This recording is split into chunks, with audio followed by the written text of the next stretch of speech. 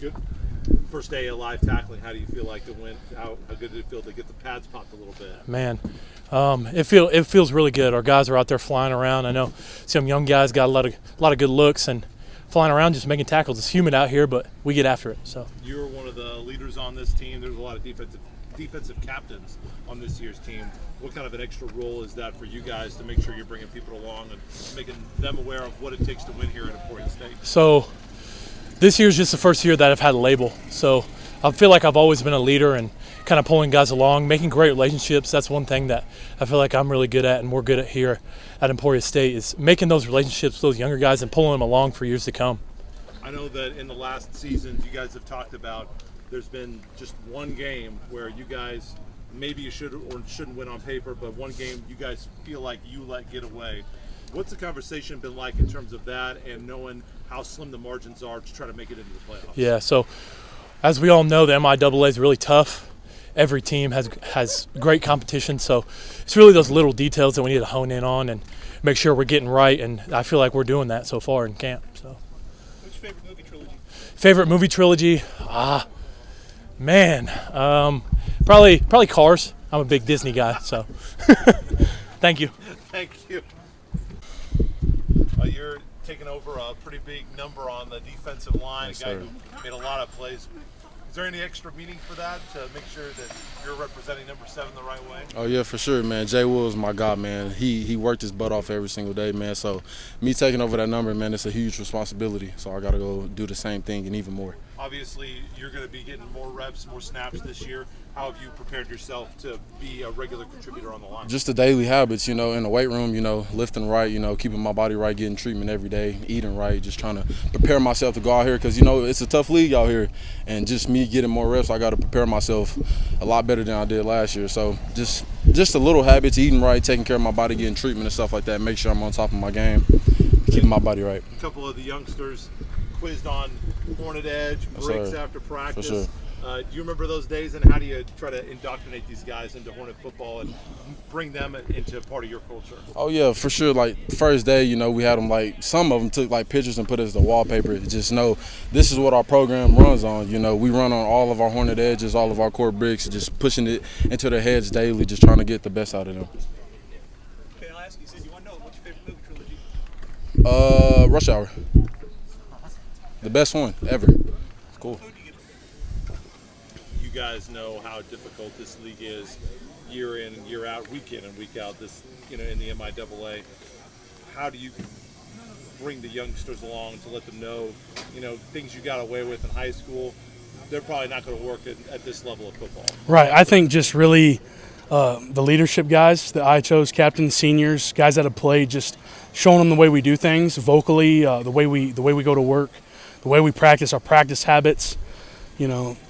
Our offense is going fast. Defensively, we got to get lined up. We got to get the call. We got to communicate. Things like that, just that they've never had to really experience or go through before, that for the first time this last week has been tough for them.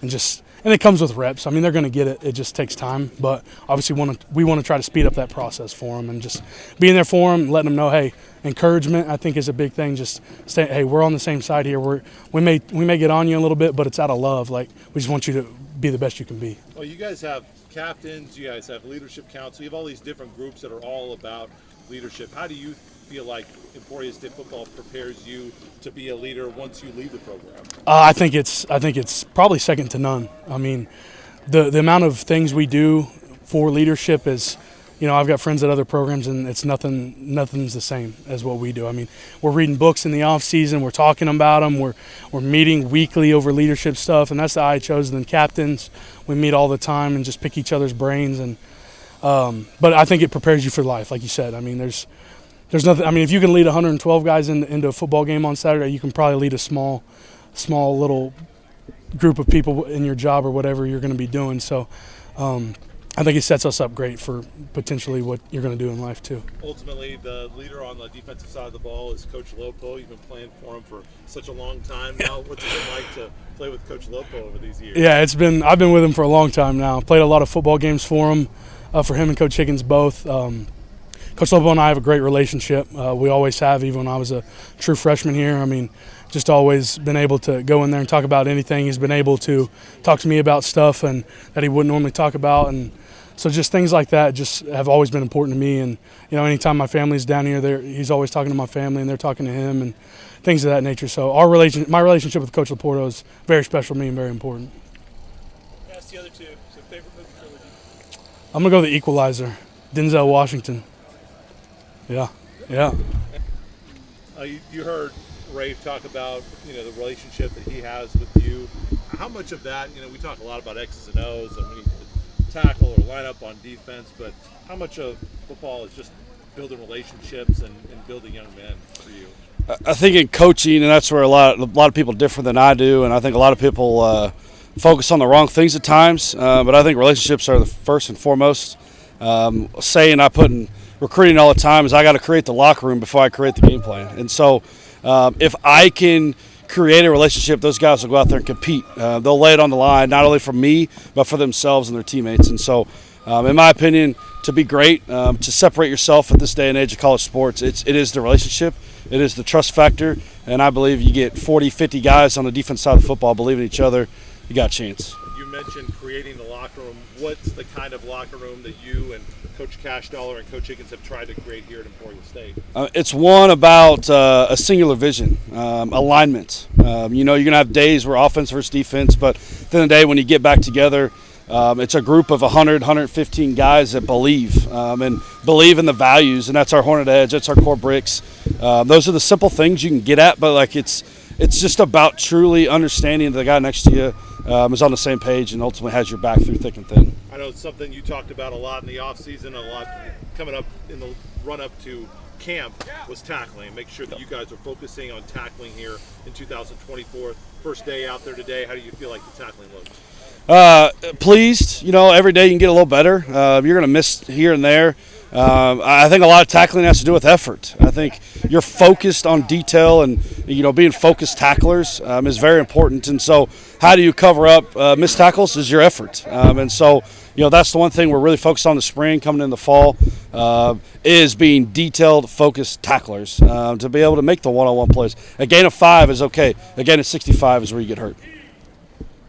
Talk about getting into your second week of practice. How you get this different from last week and next week? I think the first week of practice, you're getting a lot of the installs, getting a lot of the base groundworks of your scheme, of your defense. You're finding out what your personnel really is.